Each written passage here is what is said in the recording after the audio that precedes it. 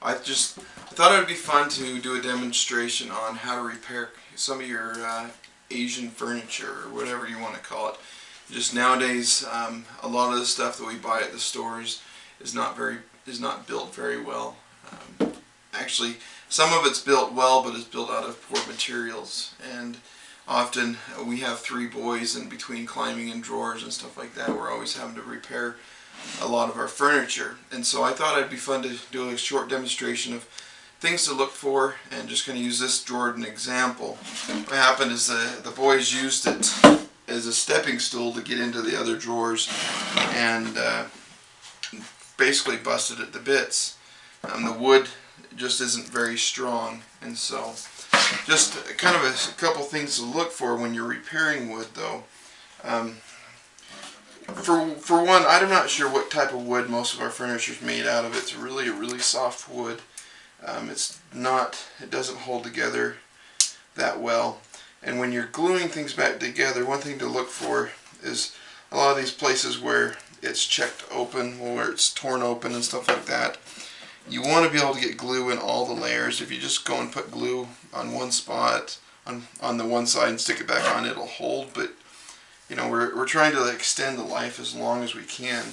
And so you want to, if they're just little fibrous, like the other piece over here, there's a lot of little fibrous pieces that are busted up.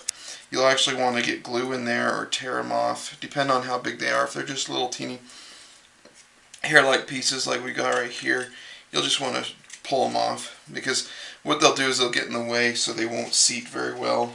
And the ones like this, you know, that'll be the next place it fractures, even if you do a good job gluing on the other surfaces.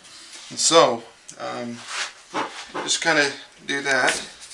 Let's see if there's any surfaces. Right here, I'm going to start with this piece back here. Again, tip it up just a little bit, and just going to try and get glue in all the surfaces.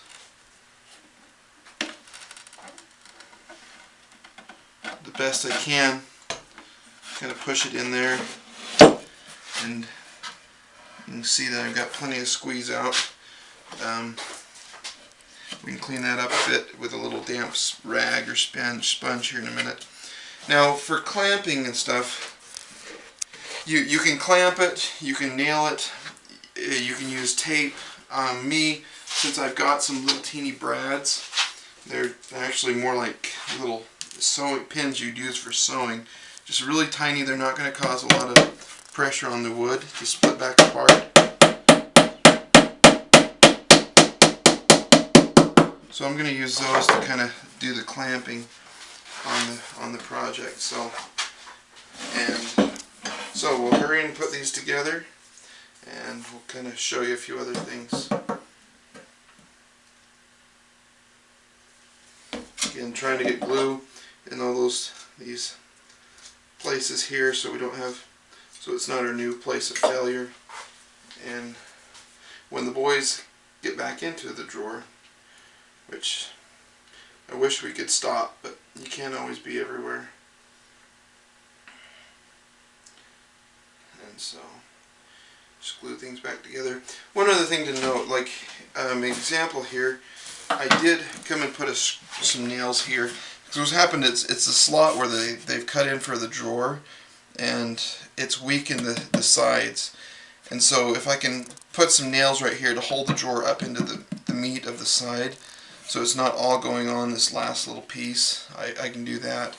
And actually probably best if I hurry and throw just another nail or two just along this, because what they've done is they've originally stapled it, and the staples have come in on angles, and they really haven't done a lot of good.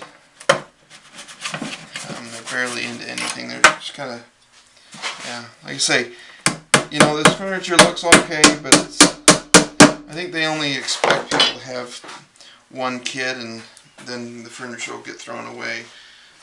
This is like a children's dresser, and so it was pretty, but the boys had beaten it up. We're just trying to make it last so we don't have to buy another one anytime soon.